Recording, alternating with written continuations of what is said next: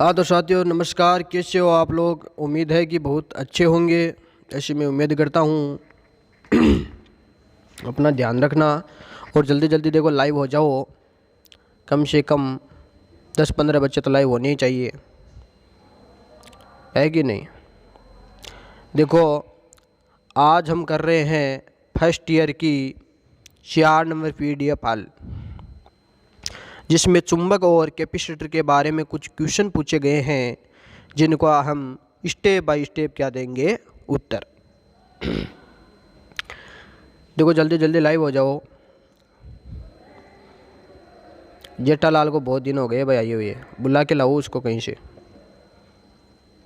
एक भी क्लास में नहीं आ रहा है वो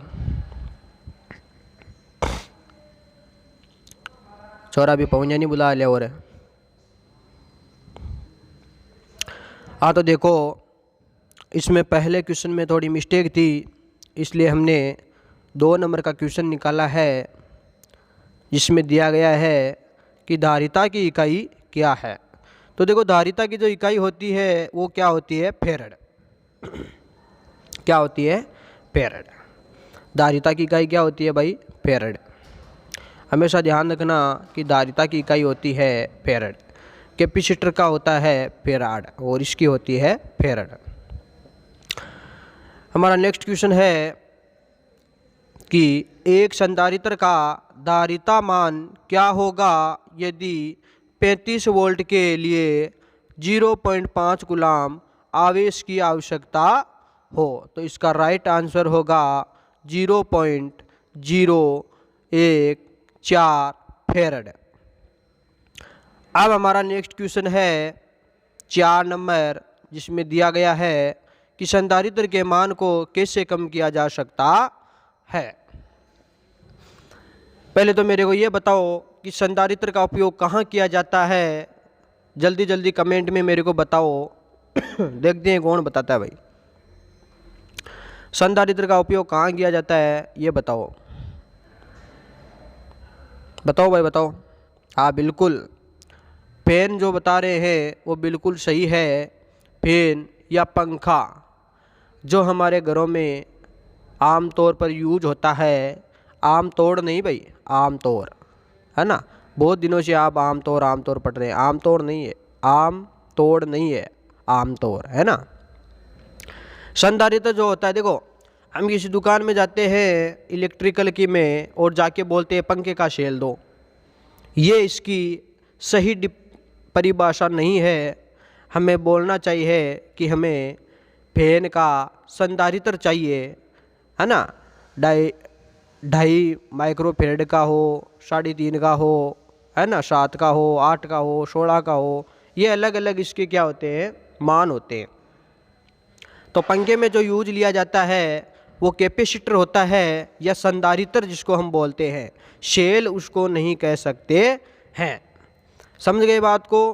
तो इसका राइट आंसर क्या होगा भाई, प्लेटों के मध्य दूरी बढ़ाकर। देखो संधारित्र के अंदर जो प्लेटें होती है, अगर हम उनके बीच की दूरी बढ़ा देंगे तो संधारित्र के मान जो होता है उसमें क्या हो जाएगी भाई, कमी हो जाएगी।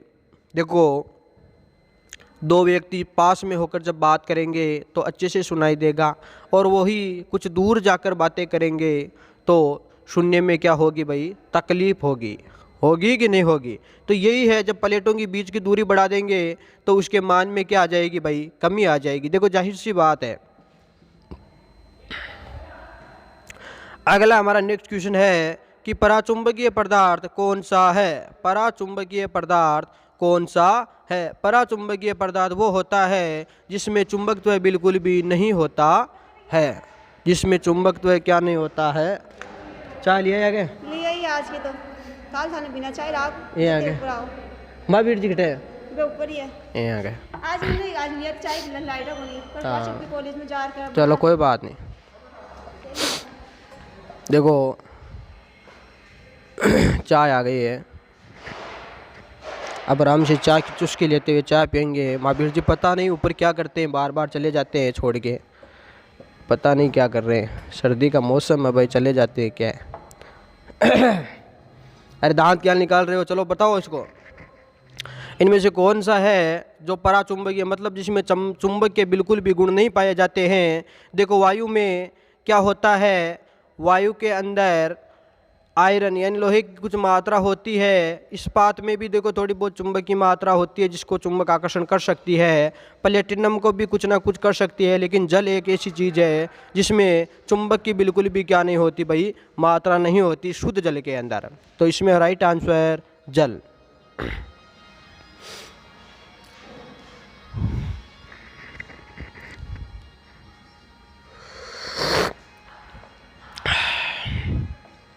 माँ बिरजे यारो थोड़ी अदगड़ी तो सून नका दिया रुकाई है अलियो माँ बिरजी के भाई।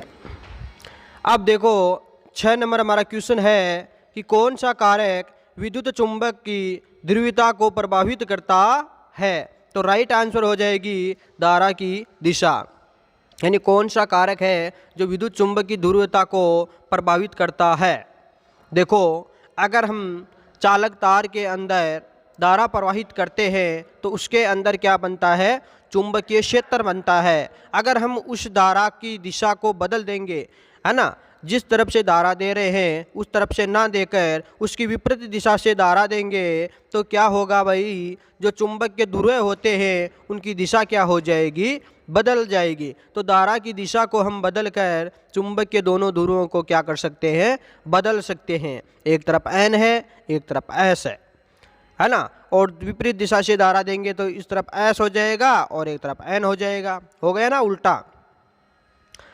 अब हमारा नेक्स्ट क्वेश्चन है 7 नंबर कि चुंबकीय वाहक बल की इकाई क्या है? बताओ भाई। चुंबकीय वाहक बल की इकाई होती है एम्पियर टन। क्या होती है? Ampere turn. देखो भाई आप लोग यहाँ पे क्या सब्जी बेचने आए हो क्या, कि चुपचाप बैठे हो गूंगे बन के?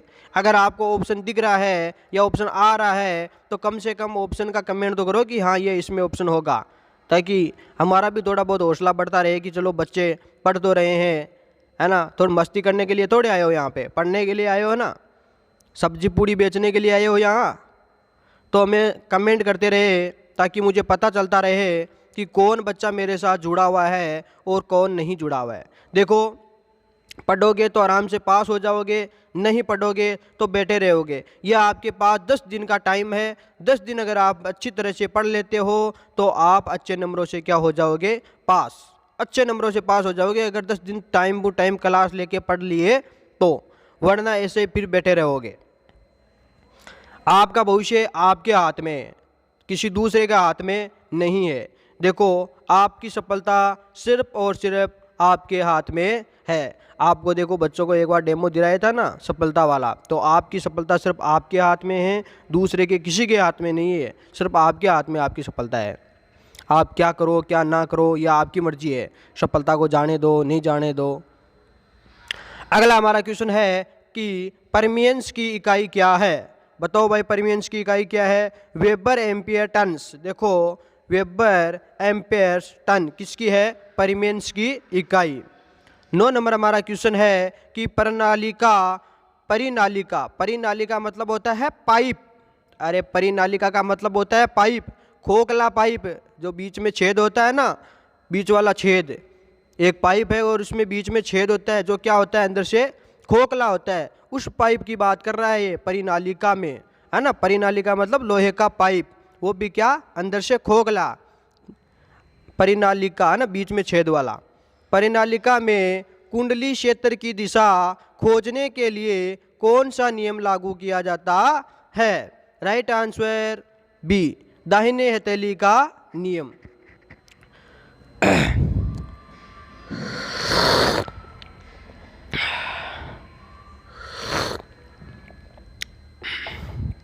देखो भाई किसी का चाय पीने का मन कर रहा है तो सबको थोड़ा थोड़ा छांटो दे दिया है।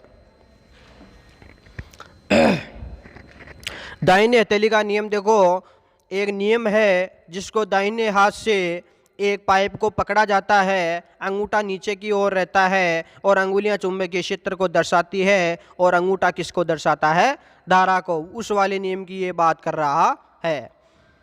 10 नंबर हमारा क्वेश्चन है कि श्रृंखला में विभिन्न वोल्टेज रेटिंग संधारित्र को जोड़ने से पहले क्या सावधानी बरतनी चाहिए? बताओ बताओ भाई। राइट आंसर है बी, प्रत्येक कैपेसिटर वोल्टेज ड्रॉप उसकी वोल्टेज रेटिंग से कम होना चाहिए। यानी जो प्रत्येक कैपेसिटर है वो उसका जो वोल्टेज ड्रॉप है इसकी वोल्टेज रेटिंग से क्या होना चाहिए भाई? कम होना चाहिए। तब भी श्रृंखला में, जो श्रृंखला मतलब श्रेणी, पहले एक फिर दूसरा फिर तीसरा फिर चौथा फिर पांचवा, ऐसे कितने जोड़ सकते हो, वो होती है श्रृंखला।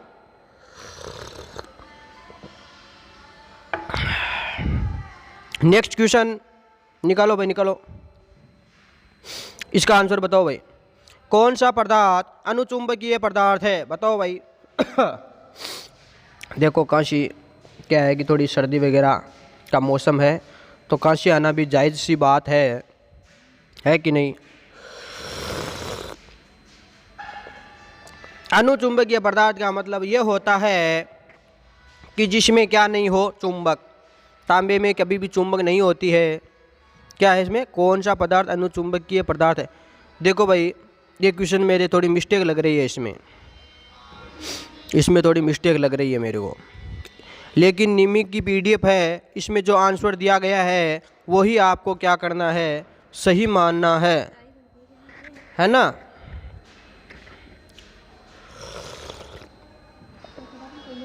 है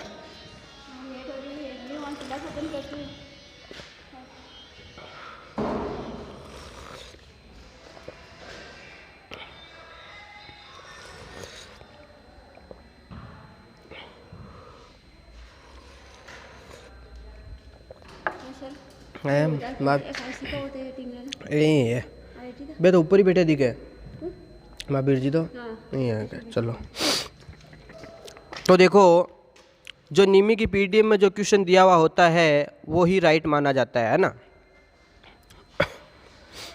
और ज़्यादा बातों में ध्यान मत दो भाई। के एकांशी का वोट आवरण देखो महावीर जी तो ऊपर ही वेट क्या दिखे जा रहा, आ यही को नीचे एक ला नहीं छोड़ेगा भाई।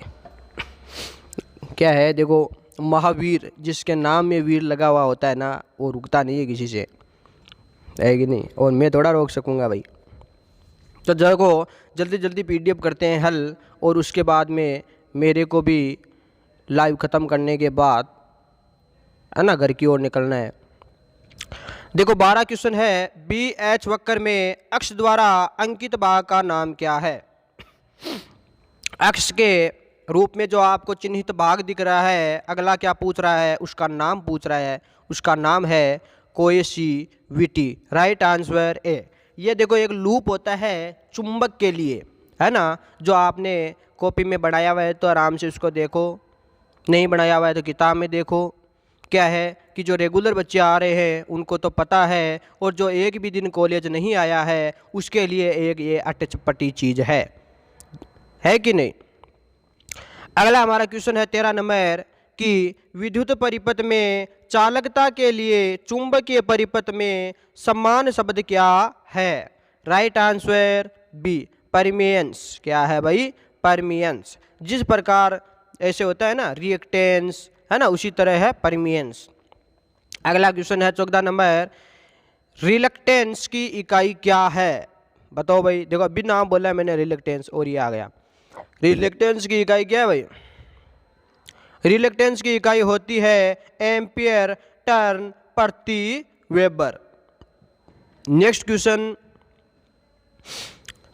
है कि यदि विद्युत आवेश Q है और वोल्टेज V है तो धारिता C की सही अभिव्यक्ति क्या है?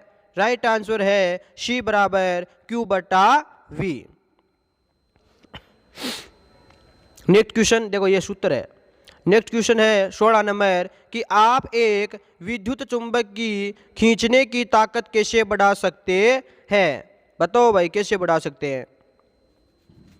चुंबक में ऐसा क्या करे कि वो अधिक खींचने लग जाए, आकर्षण करने लग जाए? देखो लड़का अगर अच्छी ड्रेस पहनता है और अच्छी सूट बूट पहन के जब निकलता है तो उसके पड़ोसी चारों मेर बिन देख के घूम घूम रहे कि आज वो काई बन गयो। और लाल चश्मो लगा लेने केणु कहीं इससे आस पास को गाँव और देखे कि छोरो आज बन गयो कहीं। होता है कि नहीं होता है ऐसा?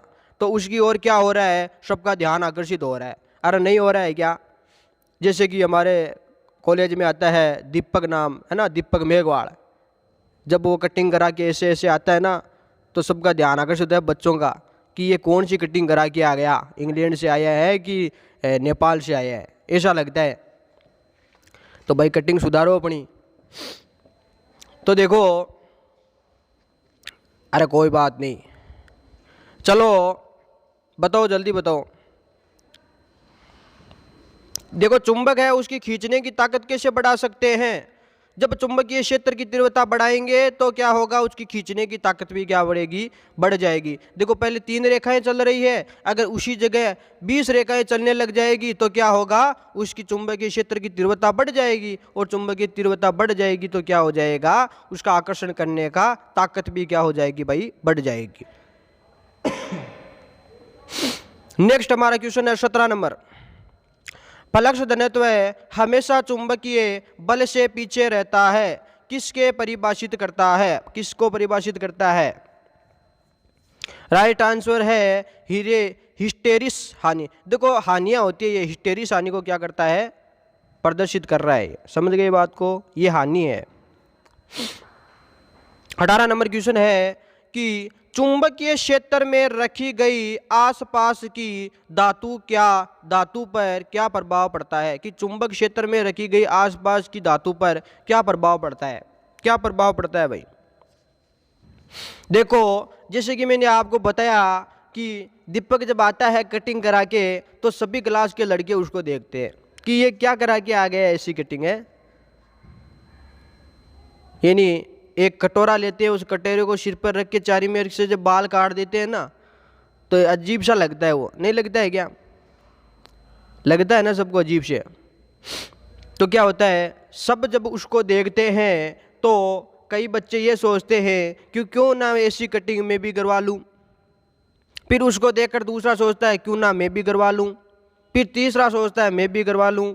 ऐसे क्या होता है, पूरा का पूरा माहौल ख़राब हो जाएगा और सब क्या हो जाएंगे, उसी तरह से लगेंगे जैसे इंग्लैंड से आए। जैसे वो लग रहा है वैसे आप भी लगोगे।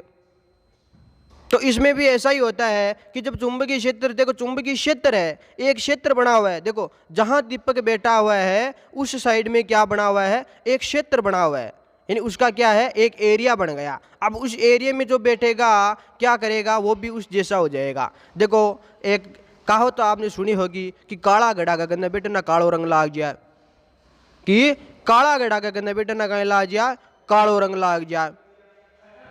तो वो कालो रंग लाग जा, लागता है कि नहीं लागता है? तो उसकी हानि हुई कि फायदा हुआ, हुई ना हानि। तो एक भंवर धारा नामक हानि होती है। तो जब चुंबकीय क्षेत्र में रखी गई आसपास की जब धातु पर क्या बदले, धातु जो होती है उसमें क्या होने लग जाता है, भंवर धारा हानि, वो भी क्या करने लग जाती है, चुंबक की तरह कार्य करने लग जाती है उसके क्षेत्र में रह रहे के। जैसे कि हमारा प्लायर वगैरह होता है, ये लोहे की छोटी छोटी चीज़ों को आकर्षण करने लग जाता है ना विद्युत का कार्य करते करते, उसी तरह ये भी क्या करने लग जाता है, चुंबक की तरह कार्य करने लग जाता है।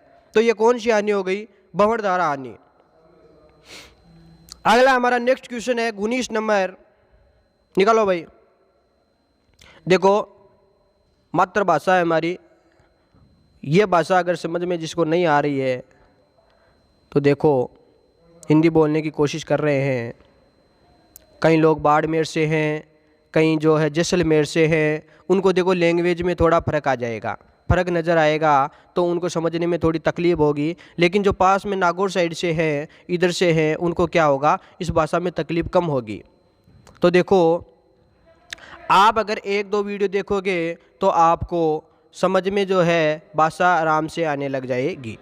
देखो आप अगर रोज़ क्लास में आ रहे हो तो ये क्वेश्चन आपको एकदम चुटकी का खेल लग रहा है, और अगर आप टाइम पर नहीं पढ़ रहे हो, 1 साल के बाद में इनको खोल के देख रहे हो तो आपको क्या बिल्कुल बहुत ही कठिन लगेगा। ये आपको लगेगा क्वेश्चन आ रहा क्यों है, ऐसा ही लगता है ना। तो देखो आपको ये 10 दिन के अंदर सारे क्वेश्चन हल करने हैं और हल करने के बाद अच्छे नंबरों से क्या होना है, पास होना है। 19 नंबर क्वेश्चन है कि वायु कैपेसिटर का उपयोग किस उपकरण में किया जाता है। कैपेसिटर कौन सा है, वायु कैपेसिटर। कौन सा है भाई, वायु कैपेसिटर। वायु कैपेसिटर कहाँ उपयोग किया जाता है, रेडियो जो रिसीवर होते हैं ना हमारा, रेडियो उस रेडियो में किसका उपयोग किया जाता है, रेडियो रिसीवर। रेडियो होता है उसके अंदर रिसीवर होता है जिसमें किसका उपयोग किया जाता है, वायु कैपेसिटर का। किसका, वायु के। देखो पेपर कैपेसिटर होता है, ये एक इलेक्ट्रो कैपेसिटर जिसमें इलेक्ट्रो भरा जाता है ना, जिसमें द्रव्य पदार्थ भरा जाता है। इसे कैपेसिटर भी क्या है, अलग अलग है। अगला हमारा नेक्स्ट क्वेश्चन है। देखो कुछ क्वेश्चन ऐसे हैं जो सरल लग रहे हैं और मैं आपको लिख रहा हूँ, नोट करके लिख लो, मेरे से अंगूठा लगवा के रख लो कि जो सरल क्वेश्चन दिख रहा है वही आपके एग्जाम में आएगा। इसी में आपके लिए कामना करता हूँ और 100% होता भी यही है। जो सरल क्वेश्चन दिखता है वही एग्जाम में आता है और एग्जाम में आना इसी PDF में से क्वेश्चन है, तो इसको रट लो।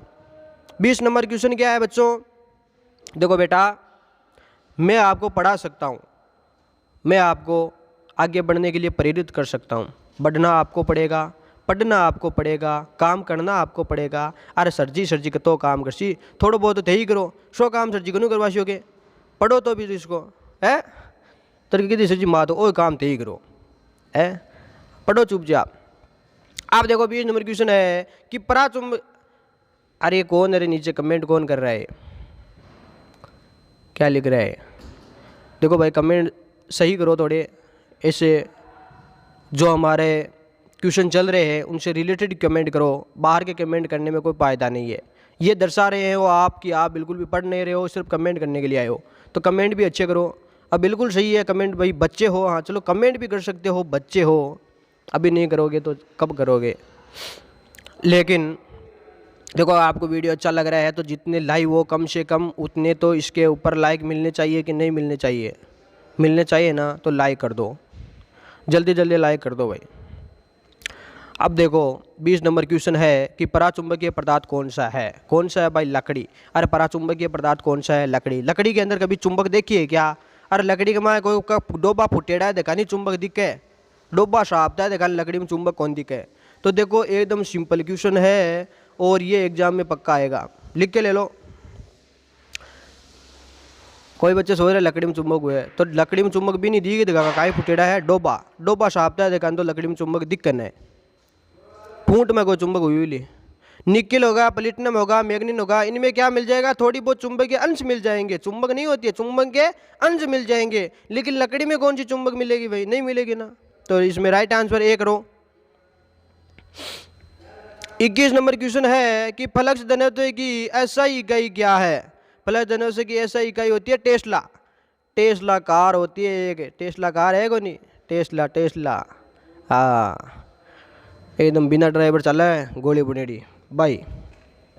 तो देखो टेस्ला किसकी इकाई होती है, फ्लक्स घनत्व की। फ्लक्स घनत्व की इकाई क्या होती है, टेस्ला। देखो ये याद करने के लिए आपको हिट दिया हूँ कि टेस्ला गाड़ी भी आपने देखी होगी, आई है कि नहीं, ये टेस्ला जो बिना ड्राइवर के चलती है उसके फाटक खोलने की भी ज़रूरत नहीं होता है, ऐसा मैंने सुना है, क्यों देखा तो मैंने भी नहीं है, कि अपने आप ही उसका फाटक खुलता है, उसका एक नाम दे दे और नाम से अपने आप क्या खुल जाता है, फाटक। कहते चाल चमक चलो दिल्ली चलना, तो वो अपने आप फाटक खुलता है उसका, और बैठने के बाद वो ऑटोमेटिक क्या चलती है, दिल्ली को रवानगी हो जाती है, दिल्ली जाकर ही रुकती है फिर। तो ये है टेस्ला की क्वालिटी, सुना है मैंने, ऐसा देखा नहीं है अभी कि टेस्ला बिना ड्राइवर के चलती है। और तो हमारा फ्लक्स घनत्व की इकाई भी क्या होती है, टेस्ला। देखो भाई आपको याद करने के लिए मैं पूरी कोशिश कर रहा हूँ कि आप कैसे न कैसे इनको याद रख ले। तो आप देखो छोटे छोटे क्या करो, एक फॉर्मूले बना लिया करो भाई, टेस्ला है, फ्लक्स घनत्व इकाई क्या है, टेस्ला गाड़ी भी तो है जो बिना ड्राइवर के चलती है, तो ऐसे लेके क्या करो, उनको याद कर लिया करो। 22 नंबर क्वेश्चन है कि पदार्थ का BH वक्र हिस्टेरेसिस लूप। हिस्टेरेसिस लूप मतलब ये हिस्टेरेसिस हानि होती है कि आकार क्या दर्शाता है, क्या दर्शाता है भाई, पदार्थ की चुंबकीय विशेषता को दर्शाता है। कौन सी विद्युत मात्रा सीधे भंवर धारा के समानुपाती होती है, राइट आंसर सी। अगला क्वेश्चन, परमेबिलिटी है ना, परमेबिलिटी के परिवर्तित होने का क्या कारण है। देखो ये वक्र जो बना हुआ आया था ना, उससे ही ये क्वेश्चन आ रहे हैं, जो वक्र आता है उसको ये क्वेश्चन आ रहा है। अभी चित्र आया था ना चुंबक वक्र का एक बना हुआ, उसी से क्वेश्चन आ रहा है। तो इसमें क्या होता है, फ्लक्स घनत्व। Right answer B. 25 number question है कि किस प्रकार का संधारित्र अंतरिक्ष इलेक्ट्रॉनिक्स के लिए उपयोग किया जाता है। राइट आंसर इलेक्ट्रोलाइटिंग टेटलम प्रकार का, है ना। 26 नंबर हमारा क्वेश्चन है कि इलेक्ट्रोलाइटिंग संधारित्र का प्रभाव क्या होता है अगर खुला परिपथ दोष होता है तो। क्या पूछा है कि इलेक्ट्रोलाइटिंग संधारित्र का प्रभाव क्या होता है अगर परिपथ क्या हो, खुला हुआ हो। अब देखो कोई का भोगना है गांव गेड़ा है, उसका तो मैं क्यों केस का को नहीं। अगले ने दे रखा है कि परिपथ खुल्लेड़ो है। भाई एक वायर है जिससे धारा जा रही है और वो वायर ही टूट जाए तो क्या हो जाता है, परिपथ खुल जाता है। अब वायर ही टूट जाएगा तो क्या कुछ होगा क्या, तो यह कार्य ही नहीं करेगा। भाई आगे धारा ही नहीं जाए ना कार्य कर सके, कौन करे ने। तो अगले ने दे रखा है कि अगर परिपथ क्या हो, खुला हुआ हो, तो परिपथ अगर खुला हुआ है तो वो क्या नहीं करेगा, कार्य ही नहीं करेगा। ये इसका होता है राइट आंसर। देखो कुछ क्वेश्चन ऐसे आते हैं जो आप दिमाग से कर सकते हो। अपने दिमाग में थोड़ा क्या है कि जो कचरा भरा हुआ है ना उसको बाहर निकालो, पॉजिटिविटी लाओ, पॉजिटिविटी लाके फिर उसको याद करो, फिर ये याद हो जाएगा। इसको याद करने की जरूरत ही नहीं है। अगले ने दे रखा है कि परिपथ क्या है, खुला परिपथ है दोष है। खुला परिपथ दोष है मतलब खुलेड़ो है परिपथ। तार ही जब टूटेड़ो है तो आगे धारा कहाँ को जाए, कौन जाए ने। तो कुछ बच्चे बहुत ज़्यादा समझदार हैं जिनको पहले ही पता चल जाता है कि सर क्या बोलेंगे। कुछ बच्चे तो ऐसे हैं जो सिर्फ मेरे को सुनने के लिए आते हैं, उनको मतलब ही नहीं है सर क्या करा रहे हैं, वे सुन रहे हैं बैठे बैठे कमेंट कर रहे हैं ना। तो ऐसा नहीं होना चाहिए बेटा, थोड़ा बहुत इसमें पढ़ो।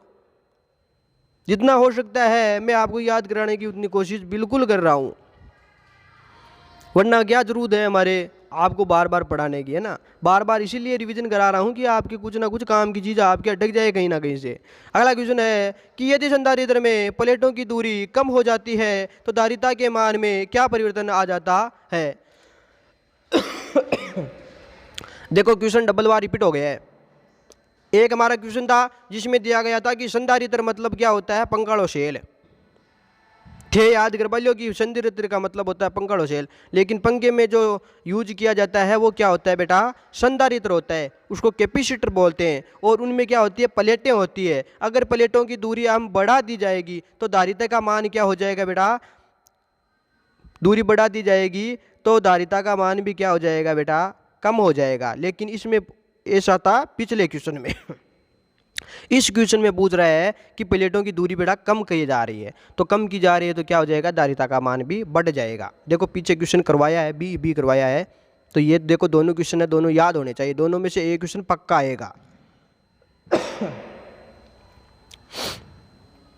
देखो कहाँ से आ रही है, देखो ये क्वेश्चन जिसको नहीं आ रहा है वो क्या कर सकता है, चूड़ू पर पानी में डूब मरो, ये कहावत है कि नहीं। चुंबक की कौन सी विशेषता दर्शाई गई है, इसमें कौन सी विशेषता दर्शाई गई है भाई चुंबक की। एक चुंबक है जिसको स्वतंत्रतापूर्वक लटकाया गया है, एक तरफ एन दिख रहा है एक तरफ एस दिख रहा है, दोनों तरफ तीर के निशान दिख रहे हैं। देखो कहाँ से आ रही है, देखो दवाई वगैरह लेके आनी पड़ेगी अस्पताल से, है ना। तो देखो चुंबक की कौन सी विशेषता है भाई, दिशा विशेषता है, मतलब दिशा बता रही है कि इस तरफ उत्तर है वो इस तरफ दक्षिण है। अगला हमारा 29 नंबर क्वेश्चन है कि अनुचुंबकीय पदार्थ कौन सा है। देखो बार बार रिवीजन हो रहा है।